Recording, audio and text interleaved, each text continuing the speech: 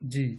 तो कल की क्लास में हम लोगों ने डेटाबेस की क्रिएशन के स्टेप्स जो थे वो कंप्लीट किए थे। जब हम मैनुअली डेटाबेस को क्रिएट करते हैं तो क्या क्या स्टेप्स हमें जो है वो परफॉर्म करने पड़ते हैं, क्या क्या काम करने पड़ते हैं। जैसे लास्ट आपको याद होगा, हमने देखा था स्टेप नंबर 11, जिसमें हमने कहा था कि हमें क्या करना पड़ता है, हमें कुछ स्क्रिप्ट्स को एग्जीक्यूट करना पड़ता है। ठीक है, कुछ स्क्रिप्ट्स हमारे पास होती हैं जिनको हम एग्जीक्यूट करते हैं ताकि हम डाटा डिक्शनरी व्यूज क्रिएट कर सकें। आगे हम देखेंगे भी आज की क्लास में डाटा डिक्शनरी के हमारे पास मल्टीपल व्यूज होते हैं। बेसिकली डाटा डिक्शनरी आपको पता है कि क्या करती है, मेटा डाटा को सेव करती है, जिसे हम डाटा अबाउट डाटा कहते हैं। आपके डाटाबेस के स्ट्रक्चर के बारे में जो इन्फॉर्मेशन होती है वो सारी डाटा डिक्शनरी में सेव होती है। और डाटा डिक्शनरी जो है वो किसी भी डाटाबेस का यूं कह लें कि एक इम्पॉर्टेंट पार्ट होता है। तो डाटा डिक्शनरी यूजर्स को दिखानी है हमने। हम यूजर को अलाउ नहीं करेंगे, मल्टीपल यूजर्स हो सकते हैं हमारी हमारे डेटाबेस के। हम यूजर्स को ये अलाउ नहीं करेंगे कि वो डाटा डिक्शनरी में जाके चेंजेस करें, लेकिन हमने डाटा डिक्शनरी को यूजर्स को देखना अलाउ करना है। तो इसके लिए फिर हमें व्यूज क्रिएट करने पड़ते हैं।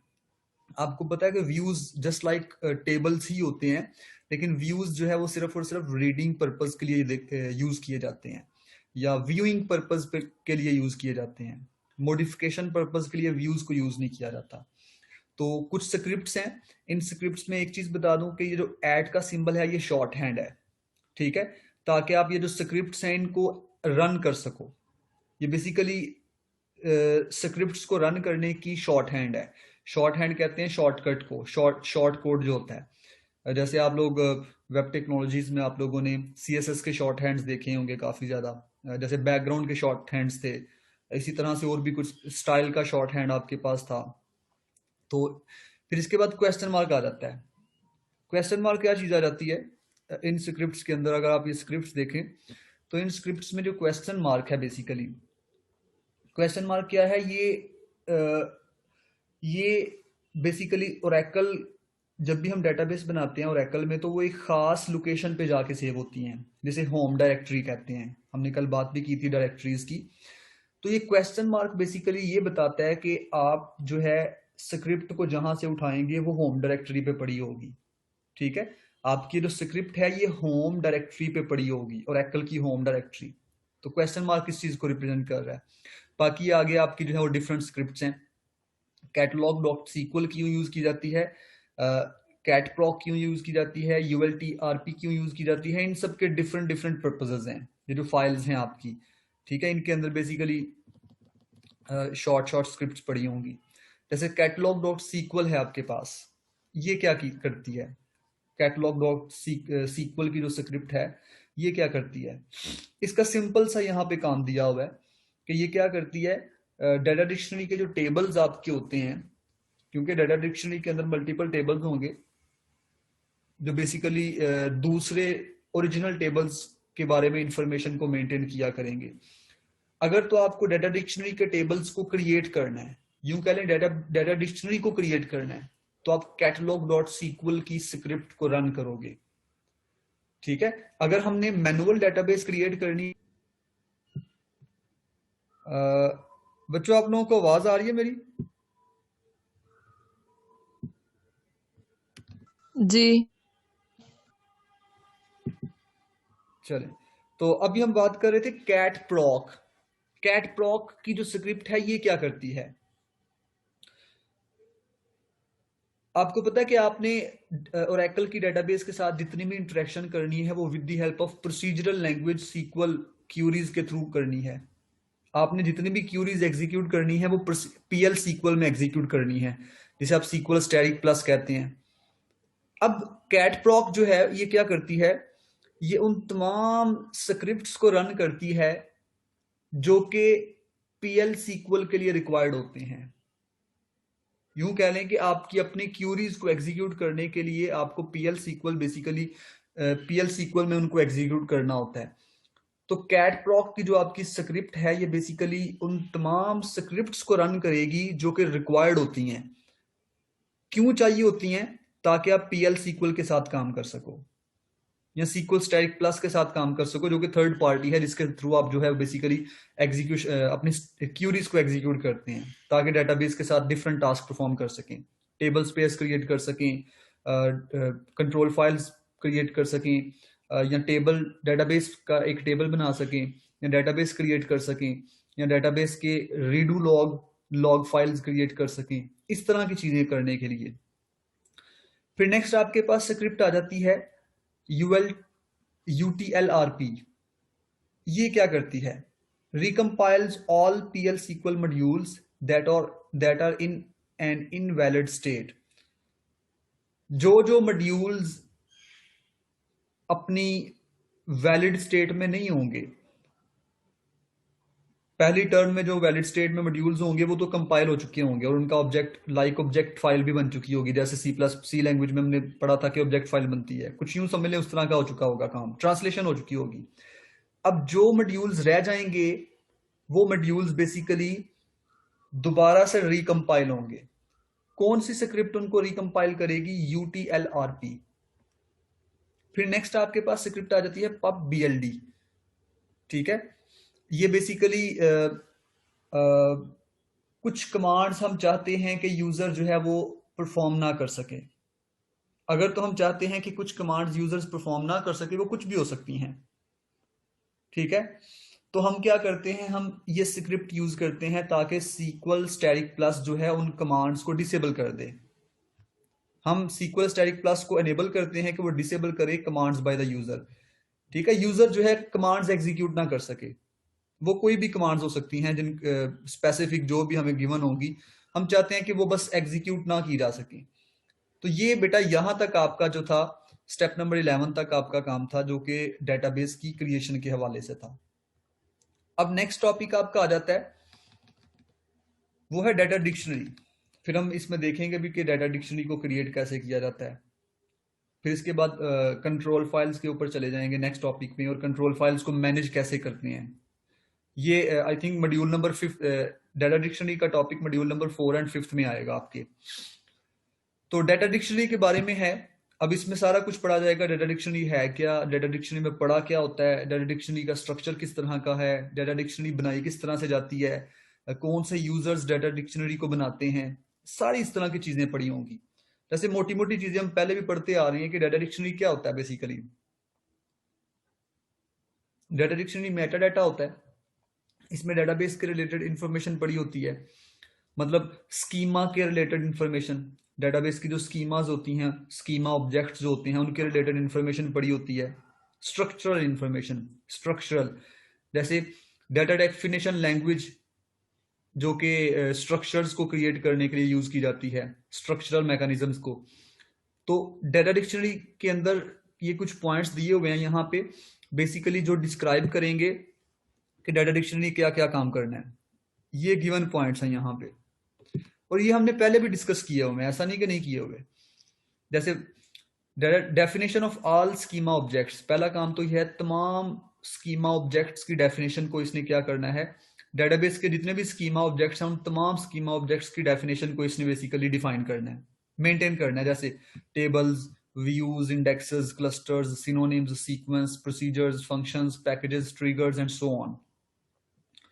फिर इसके बाद और किस तरह की इंफॉर्मेशन होगी, how much space has been allocated for and is currently used by schema object. एक स्कीमा ऑब्जेक्ट है, एक यूजर है, उसका एक स्कीमा ऑब्जेक्ट होता है, उसने कितनी स्पेस ली है, कवर की है, 5 MB 10 MB या KB जितनी भी है, उसकी स्पेस के बारे में भी इंफॉर्मेशन डाटा डिक्शनरी अपने पास रखती है। फिर इस तरह से कॉलम्स के ऊपर कंस्ट्रेंट्स क्या हैं, कॉलम्स के ऊपर रिस्ट्रिक्शंस क्या हैं, कॉलम्स के ऊपर आपने जो है डिफॉल्ट वैल्यूज कॉलम्स की क्या हैं, कॉलम्स के नाम क्या हैं, डेटाबेस की यूजर्स के नाम क्या क्या हैं, ओरेकल की डेटाबेस के यूजर्स के नाम, फिर रोल्स क्या क्या हैं और कौन से रोल्स किस किस को अलॉट किए गए हैं। ये सारी इंफॉर्मेशन आपकी जो है वो ऑडिटिंग की इंफॉर्मेशन, जैसे privileges and roles each user has been granted, जो प्रिविलेजेस और जो रोल्स आपने यूजर्स को ग्रांट किए हैं उनके बारे में इंफॉर्मेशन। ऑडिटिंग इंफॉर्मेशन, मसलन हु हैज एक्सेस्ड और updated various schema objects. Audit यही है ना कि किसने अपडेशंस की हैं आपके किसी पर्टिकुलर स्कीमा ऑब्जेक्ट में, जिसने अपडेशन की है उसके बारे में भी इंफॉर्मेशन रखी जाती है डिक्शनरी के अंदर। तो ये सारा कुछ बेसिकली जो है वो डिक्शनरी के अंदर मेंटेन किया जाता है। ठीक है, फिर लास्ट इसमें आ जाता है data dictionary is structured in tables. Data dictionary भी टेबल्स ही होते हैं, कोई डिफरेंट चीज नहीं होती, कोई नई चीज नहीं है, टेबल्स ही होंगे, लेकिन ये एक खास किस्म के टेबल्स होंगे। Tables and views just like other database data. Data dictionary के अंदर भी बेसिकली टेबल्स ही होंगे या व्यूज ही होंगे, जैसे कुछ बेस टेबल्स होंगे, कुछ यूजर एक्सेसिबल व्यूज होंगे। All the data, dictionary tables and views for a given database are stored in database system table space। आपको पता है सिस्टम टेबल स्पेस जो होती है बड़ी इंपॉर्टेंट टेबल स्पेस होती है, इसमें आपकी कंट्रोल फाइल्स भी पड़ी होती हैं, इसी में आपकी डाटा डिक्शनरी भी पड़ी होती है, इसलिए सिस्टम टेबल स्पेस एक इंपॉर्टेंट टेबल स्पेस होती है आपकी। और हर डेटाबेस में table space, system table space तो लाजमी होती है, कंफर्म लाजमी होती है। Not only is the data dictionary central to every Oracle database, it is an important tool for all users from end user to application designers। अब वो बता रहे हैं कि डाटा डिक्शनरी जो है वो डिफरेंट पर्सपेक्टिव्स में इंपॉर्टेंट है, जैसे from end user to application designer. End user ने अगर एप्लीकेशन डिजाइनर से कम्युनिकेट करना है तो उसमें भी डाटा डिक्शनरी एक अहम रोल अदा करती है। And database administrator use SQL statements to access the data dictionary. आप सीक्वल की स्टेटमेंट्स यूज करेंगे, लाइक पहले जो यूज करते रहे हैं, सिलेक्ट, अपडेट, इंसर्ट, इस तरह की चीजें। सिलेक्शन यूज की जाएगी ताकि आप डाटा डिक्शनरी को एक्सेस कर सकें, व्यू कर सकें। डाटा डिक्शनरी में चीजें जो चेंज करनी है वो एडमिनिस्ट्रेटर नहीं करनी है, ठीक है। डीबीए जो आपका होता है, जिस जिस जो कि सिस डीबीए का रोल जिसे दिया जाता है। फिर अगर स्ट्रक्चर की बात करें तो दो चीजें होती हैं बेसिकली डाटा डिक्शनरी के अंदर, बेस टेबल्स और user accessible views. Base tables आपके क्या हैं, बेसिकली जो एक्चुअली जो डाटा डिक्शनरी की मिथ होती है, डाटा डिक्शनरी के बारे में, जो डाटा डिक्शनरी जो कि दूसरे टेबल्स के बारे में इंफॉर्मेशन रखती है, जितने भी दूसरे टेबल्स आपके होते हैं, लाइक स्टूडेंट का टेबल, टीचर का टेबल, ठीक है, इस तरह के जो टेबल्स हैं, उन टेबल्स के बारे में जो एक्चुअल इंफॉर्मेशन होती है वो कहां पड़ी होती है, बेस टेबल्स के अंदर पड़ी होती है, ठीक है, जिसे हम डाटा डिक्शनरी का नाम भी दे रहे हैं। अब वो बेस टेबल्स जो हैं उनको कोई आम बंदा, कोई आम यूजर जाके चेंजेस परफॉर्म नहीं कर सकता, क्योंकि वो इनक्रिप्टेड होते हैं। उनके अंदर जब जब जब आप उनको एक्सेस करने की कोशिश करते हैं तो इनक्रिप्टेड फॉर्म में एक्सेस होती हैं, या उनके अंदर जब चेंजेस की जाती हैं तो इनक्रिप्टेड फॉर्म में, क्रिप्टिक, जिसे आप क्रिप्टोग्राफी या क्रिप्टोलॉजी कहते हैं, उस फॉर्मेट में चेंजेस की जाती हैं बेस टेबल्स में, इसलिए आम यूजर इसको एक्सेस नहीं कर सकता। जिसके पास एडमिनिस्ट्रेटर की राइट्स या प्रिविलेजेस होती हैं, सिर्फ वही उसको कर सकता है ये काम। इसलिए वो कहता है underlying tables that store information about associated database, ठीक है। डिक्शनरी के अंदर वो टेबल जो एसोसिएटेड डेटाबेस के बारे में इंफॉर्मेशन रखते हैं। Only Oracle database should write to these tables. सिर्फ ओरेकल डेटाबेस जो है वही इन टेबल्स में चीजों को अपडेट कर सकती है। Users rarely access them directly because they are normalized. Users इनको डायरेक्टली बहुत कम चांसेस हैं कि एक्सेस करेगा। And most of the data is stored in cryptic format. अब ये है काम, ये है चीज जो यूजर के काम की है, यूजर एक्सेसिबल व्यूज, क्योंकि यूजर को भी तो हमने नजारे करवाने हैं ना डिक्शनरी के, तो कैसे उसको व्यू करवाएंगे। The views that summarizes and displays the information stored in base tables of the data dictionary। Base table में जितनी भी चीजें पड़ी होंगी उनकी समराइज फॉर्म जो है वो यूजर एक्सेसिबल व्यू में पड़ी होगी। तो यूजर एक्सेसिबल व्यू को देखते हुए आइडिया लगा लेगा या जज कर लेगा, या यूजर एक्सेसिबल व्यूज को देखते हुए यूजर को पता चल जाएगा कि बेस टेबल्स में क्या पड़ा हुआ है। These views decodes the base table data into useful information। जो बेस टेबल डाटा में इंफॉर्मेशन पड़ी थी उसको डिकोड करके हम किस में ले आते हैं, यूजर एक्सेसिबल व्यूज में। Such as users are tables, user क्या क्या हैं, टेबल्स कौन कौन से हैं, टेबल्स के नेम क्या क्या हैं, इस तरह की चीजें, ठीक है। फिर जब हमने इनको कलेक्टिवली व्यू करना होता है तो फिर हम क्या करते हैं, वेयर क्लॉज और जॉइंस लगा देते हैं, ताकि हम जो डाटा हमें कलेक्टिवली व्यू करना होता है वो हम जॉइंस और वेयर क्लॉज के थ्रू व्यू कर सकें। तो ये आपके यूजर एक्सेसिबल व्यूज थे, जो कि बेसिकली डाटा डिक्शनरी के स्ट्रक्चर का पार्ट होते हैं। फिर इसके बाद आ जाएं, डाटा डिक्शनरी की ऑनर्स के हवाले से बात की जाती है। ठीक है, जैसे एक आपको याद होगा, एक सिस यूजर होता है और एक सिस्टम यूजर होता है। सिस एंड सिस डीबीए दो किस्म के यूजर्स आपके पास होते हैं। ओरेकल डेटाबेस यूजर सिस ऑन्स ऑल बेस टेबल्स। ठीक है जी, जो सिस यूजर है ना, इसमें तमाम बेस टेबल्स पड़े होते हैं।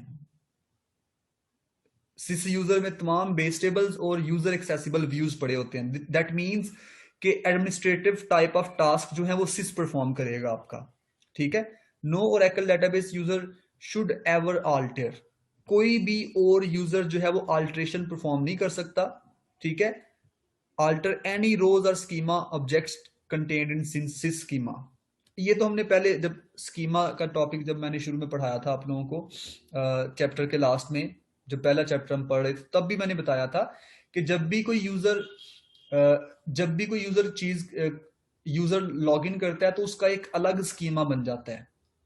जैसे सिस है ना, सिस बेसिकली यूं कह लें कि एक यूजर है जो ऑलरेडी बना हुआ है। यूं कहने की ये एक प्रिविलेज है जो कि किसी यूजर को दी जाती है। अब जिस यूजर को सिस की प्रिविलेज दे दी गई है, अब वही यूजर सिर्फ और सिर्फ अल्टरेशंस परफॉर्म कर सकता है, उसके अलावा कोई भी यूजर डिक्शनरी में अल्टरेशन परफॉर्म नहीं कर सकता, क्योंकि इंटेग्रिटी का इशू है ना। जैसे एग्जांपल ले लें कि अगर एटॉमिक बॉम्ब का स्विच बटन जो है, अगर हम किसी भी बंदे को यहाँ पे दे दें, किसी कंट्री के किसी भी पर्सन को दे दें, अलाउ कर दे सबको, तो कोई भी जाके एटॉमिक बॉम्ब को जो है वो इनिशिएट कर देगा, क्योंकि इंटेग्रिटी का इशू आ जाएगा ना, इस कंट्री की इंटेग्रिटी का। इसलिए सेफ हैंड्स में दिया जाता है, लाइक प्राइम मिनिस्टर या जो आपका आर्मी चीफ होता है, उसके पास जो है कंट्रोल होता है उसका, वही पुश कर सकता है उसको, वही इनिशिएट कर सकता है, क्योंकि they are the integral part of country. वो इंटेग्रल पार्ट है, उनकी वजह से इंटेग्रिटी जो है वो मेंटेन होनी है।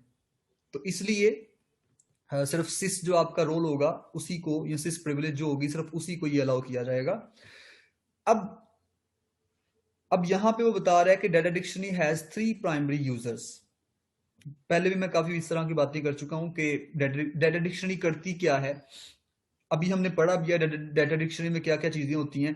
पहले पॉइंट में वो लिखा हुआ है क्या क्या चीजें पड़ी होती हैं। फिर दूसरे पॉइंट में ये लिखा हुआ है कि डाटा डिक्शनरी अपडेट कब होती है, जब भी आप डीडीएल कमांड देते हो, मतलब जब भी आप कोई अल्टरेशन की कमांड देते हो या ड्रॉप की कमांड देते हो। डीडीएल कमांड्स में ये चीजें आती हैं। जब भी आप डीडीएल की कोई कमांड देते हो तो आपकी ओरेकल डेटाबेस जो होती है वो डिक्शनरी को मॉडिफाई कर देती है ऑटोमेटिकली। ठीक है, फिर थर्ड पॉइंट में वो कहता है Oracle database user can use dictionary as read only reference. जो यूजर्स सिंपल हैं वो सिर्फ डिक्शनरी को देख सकते हैं एज अ रेफरेंस, उसमें चेंजेस या अपडेशंस वगैरह परफॉर्म नहीं कर सकते। तो सिंपल सिर्फ यहां पे तीन पॉइंट्स में ये चीजें बताई गई हैं। ठीक है, जस्ट पॉइंट्स की शक्ल में दे दी गई हैं और ये चीजें हमने ऑलरेडी पढ़ी भी हुई हैं। फिर नीचे अगर आप आ जाएं, नीचे भी सारा कुछ यही डिफाइन किया गया है। Oracle database provides scripts to modify data dictionary tables when database is upgraded or downgraded। ऐसा भी होता है जब आप किसी डेटाबेस को अपग्रेड करते हो या डाउनग्रेड करते हो, तो तब भी बेसिकली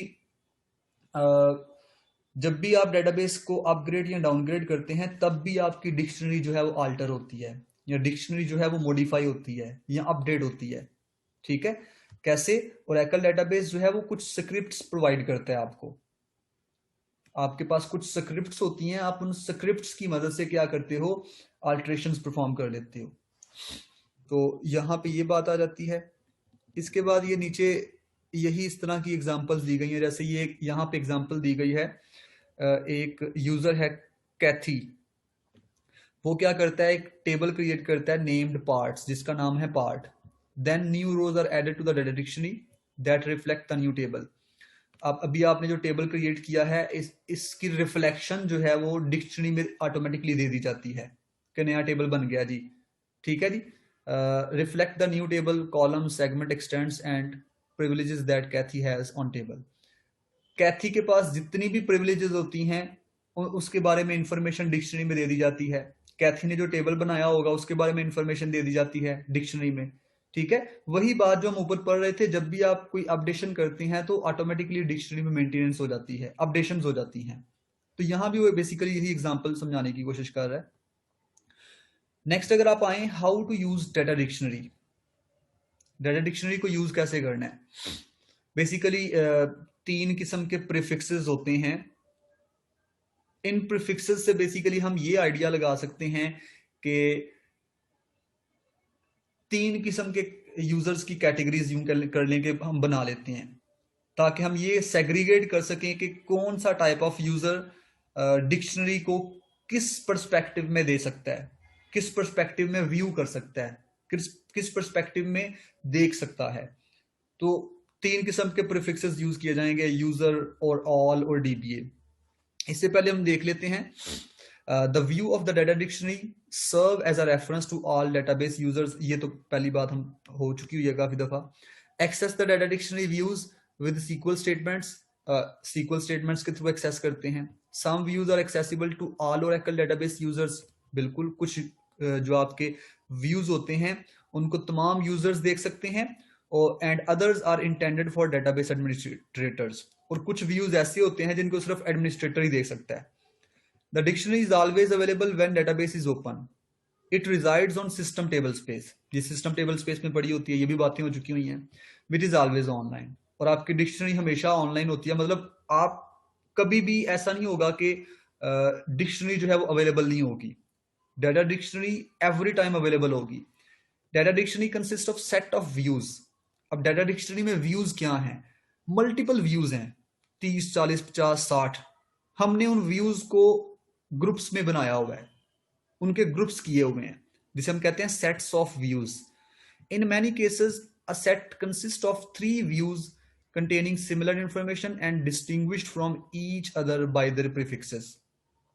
वो कहता है कि एक सेट जो है उसमें नॉर्मली 3 किस्म के व्यूज होते हैं, और तीनों व्यूज में तकरीबन कुछ सिमिलर इंफॉर्मेशन जो है वो पड़ी होती है। And distinguish from each other by there prefixes. और एक सेट में जो 3 व्यूज होते हैं उन 3 व्यूज को हम डिफरेंशिएट कैसे करते हैं? उनके प्रीफिक्सेस की बेस पे। जैसे पहला सेट होगा उसमें यूजर व्यू होगा, ऑल व्यू होगा, डीबीए व्यू होगा। दूसरे सेट में भी user view, all view, dBA view. तीसरे सेट में भी user view, all view, dBA view. अब कुछ चीजें इनमें कॉमनैलिटीज होंगी, कॉमन होंगी, लेकिन कुछ चीजें इनमें ऐसी होंगी जो इनको डिस्टिंग्विश करेंगी। कैसे पता चलेगा डिस्टिंग्विश करेंगी? इनके नाम से जाहिर होगा कि क्या क्या चीजें इनमें डिस्टिंग्विश होती हैं, इनके नाम से जाहिर। जैसे अगर आप बात करें, वो व्यूज जिनका प्रीफिक्स यूजर है, वो व्यूज जिनका प्रीफिक्स यूजर है, उन व्यूज की बाउंड्री क्या होगी? मतलब यूजर वाले प्रीफिक्स वाले व्यूज किन यूजर्स को फैसिलिटेट करेंगे या एंटरटेन करेंगे, या किन यूजर के लिए फायदेमंद होंगे। ठीक है, यूजर्स व्यू। हर यूजर जो कि आपकी डेटाबेस का होगा, हर यूजर अपने बारे में इंफॉर्मेशन देखने के लिए वो अपने रिलेटेड व्यू को देखेगा। अब वो अपने रिलेटेड व्यू को कौन से देखेगा? यूजर्स व्यू को। दैट मींस यूजर्स व्यू जो है वो हर यूजर को अपना अपना अलग अलग व्यू दिखाती है, अपना अपना यूं कह लें कि हर यूजर को अपनी अपनी डायमेंशंस दिखाती है, हर यूजर को अपने अपने रोल्स के बारे में बताती है, हर यूजर्स को अपने अपने प्रिविलेजेस के बारे में बताती है। ठीक है, स्पेसिफिक टू यूजर। एक यूजर को दूसरे यूजर की चीजों का नहीं पता होगा, क्योंकि आप किस व्यू की बात कर रहे हो? यूजर व्यू की।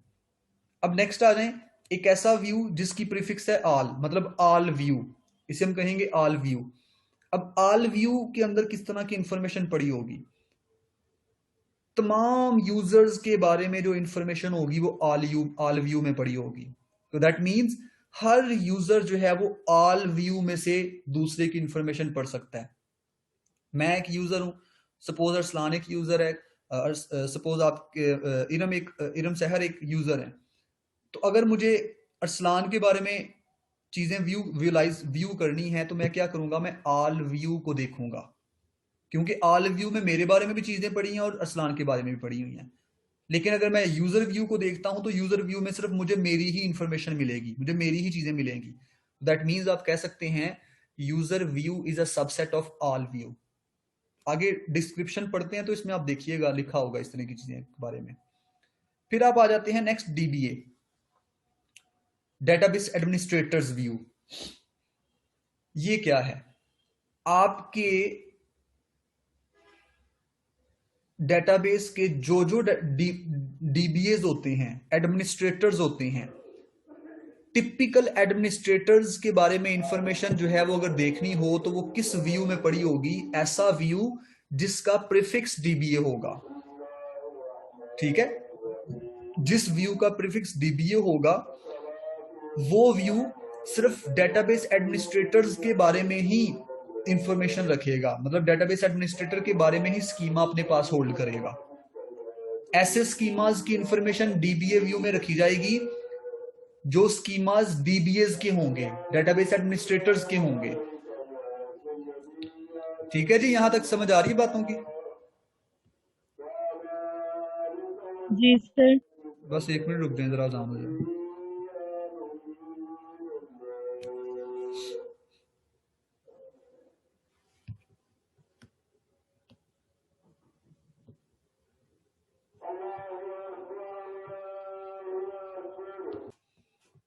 जी, तो अभी आप देख सकते हैं यहाँ डिस्क्रिप्शन भी दी हुई है। जैसे ऐसे व्यूज जिनका प्रीफिक्स यूजर होता है वो क्या करते हैं, refers to the users on private environment, यानी कि हर यूजर का अपना अपना private environment in the database. अपना अपना प्राइवेट एनवायरनमेंट का मतलब है हर यूजर अपना अपना स्कीमा देख सकता है, including information about schema, objects created by user, grants made by user and so on.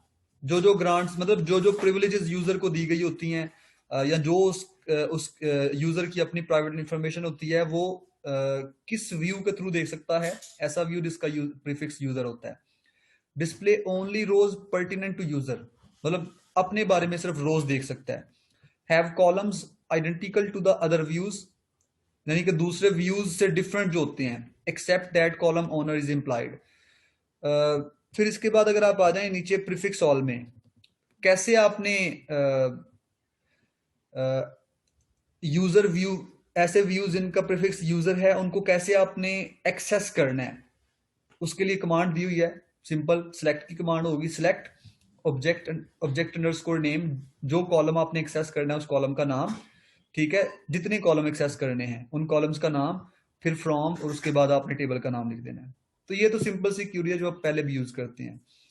फिर ऑल प्रीफिक्स वाली जो है, views with all prefix refer to the user's overall perspective of the database, user का overall perspective. These views return information about schema objects to which user has access through public or explicit grants of privilege, यानी कि उन तमाम schemas के बारे में जिनके बारे में आपको ग्रांट्स भी दी गई है और जो पब्लिक हैं, मतलब दूसरे के भी स्कीमास को आप देख सकते हैं। आपके अपने स्कीमास की आपको ग्रांट मिली होगी और दूसरे स्कीमास आपके लिए पब्लिक होंगे। फिर नेक्स्ट आ जाता है प्रीफिक्स विद डीबीए। ये क्या है, views with prefix dBA show a global view of entire database, यानी कि पूरे डेटाबेस की ग्लोबल इमेज आपको दिखाती हैं। Synonyms are not created for these views, synonyms नहीं क्रिएट किए जाते। सिनोनिम्स एलियस होते हैं, उल्टे नाम। जैसे हम सीक्वल की कमांड्स लगाते हैं ना तो उसमें हम टेबल का एक निक नेम रख देते हैं, वो सिनोनिम्स होते हैं बेसिकली। तो सिनोनिम्स जो हैं वो प्रीफिक्स डीबीए के लिए नहीं क्रिएट किए जाते, because DBA views should be queried only by administrators. क्यों? क्योंकि डीबीए वाले व्यूज को सिर्फ और सिर्फ डीबीए ही एक्सेस करेगा और कोई भी एक्सेस नहीं करेगा। तो जब किसी और ने एक्सेस ही नहीं करना तो फिर आप कैसे उसको जो है वो अलाउ करेंगे कि उनका निकनेम रखा जा सके? ऐसे व्यूज का जो डीबीए वाले व्यूज हैं उनका निकनेम नहीं रखा जा सकता, मतलब उनको सिनोनिम्स नहीं दिए जा सकते। Therefore, to query DBA views, administrator must prefix the view name with its owner. तो अब इससे पहले वाले दो व्यूज को एक्सेस करना और इस व्यू को एक्सेस करने के अंदर डिफरेंस आप देखिएगा चूंकि जो सिस होता है वो आपका एडमिनिस्ट्रेटर होता है, तो इसलिए यहाँ पे सिलेक्ट की क्यूरी में देखें आपने जिस टेबल में से चीजें निकाल दी है ना, उस टेबल में आपने क्या लिखा हुआ, सिस डॉट और आगे टेबल का नाम। ठीक है, पहले तो आप सिंपल लिख देते ना फ्रॉम और आगे टेबल का नाम लिख देते थे, जैसे ऑल ऑब्जेक्ट्स, टेबल का नाम फर्ज करो ये है। अब आपने टेबल का नाम लिखने से पहले सिस डॉट लिखना है, जो ये मेंशन करेगा कि जो आपका एडमिनिस्ट्रेटर है वो बेसिकली एक्सेस करने की कोशिश कर रहा है। आपका एडमिनिस्ट्रेटर जो है वो बेसिकली क्यूरी लगा रहा है। तो जब एडमिनिस्ट्रेटर क्यूरी लगाएगा तो डेफिनेटली आपका जो सिस डीबीए होगा वहीं पे क्यूरी लगेगी और कहीं पे क्यूरी नहीं लगेगी। जी क्लियर है यहां तक चीजें?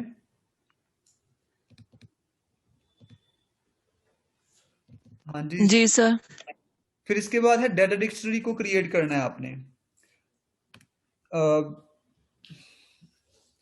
डाटा डिक्शनरी पहले भी बात हो चुकी हुई है। जब आप टेबल को क्रिएट करते हो तो उसी वक्त डाटा डिक्शनरी जो है वो क्रिएट हो जाती है बेसिकली। ठीक है, अगर तो आप कॉन्फ़िगरेशन असिस्टेंट जो कि एक यूटिलिटी थी उसके थ्रू डेटाबेस का टेबल क्रिएट करते हो, सॉरी टेबल नहीं डेटाबेस, और एकल की डेटाबेस अगर आप कॉन्फ़िगरेशन असिस्टेंट के थ्रू क्रिएट करते हो तो फिर तो उसी वक्त आपकी जो है डाटा डिक्शनरी जो है वो क्रिएट हो जाएगी। लेकिन अगर आप मैनुअली क्रिएट करते हो तो फिर आपको स्क्रिप्ट्स को रन करते हुए डाटा डिक्शनरी को क्रिएट करना होगा। सारी यही यहाँ पे बातें लिखी गई हैं। When you use database configuration assistant to create database, Oracle automatically creates the data dictionary। फिर नीचे है therefore whenever database is in operation Oracle updates the data dictionary। जब भी आप कोई काम करेंगे तो डिक्शनरी अपडेट हो जाएगी। Data dictionary base tables are the first tables created in Oracle database। पहले बेस टेबल्स बनते हैं, they are created in system table space and must remain there. The dictionary base tables are stored information about, ये वही चीजें जो हमने पहले भी बेसिकली पढ़ी हैं। टू रन स्क्रिप्ट्स, ये नीचे कुछ स्क्रिप्ट्स दी हुई हैं जिनकी मदद से आप क्या कर सकते हो, डिक्शनरी डाटा डिक्शनरी को क्रिएट कर सकते हो। इन स्क्रिप्ट्स को रन किसने करना है, you must be connected to Oracle as a user with SysDBA privilege. आपको कनेक्ट होना पड़ेगा, लेकिन कनेक्ट डेटाबेस के साथ, और कनेक्ट होने के लिए आपके पास एक प्रिविलेज होनी चाहिए, एक यानी कि ग्रांट होनी चाहिए, आपको एक अथॉरिटी मिलनी चाहिए। कौन सी अथॉरिटी?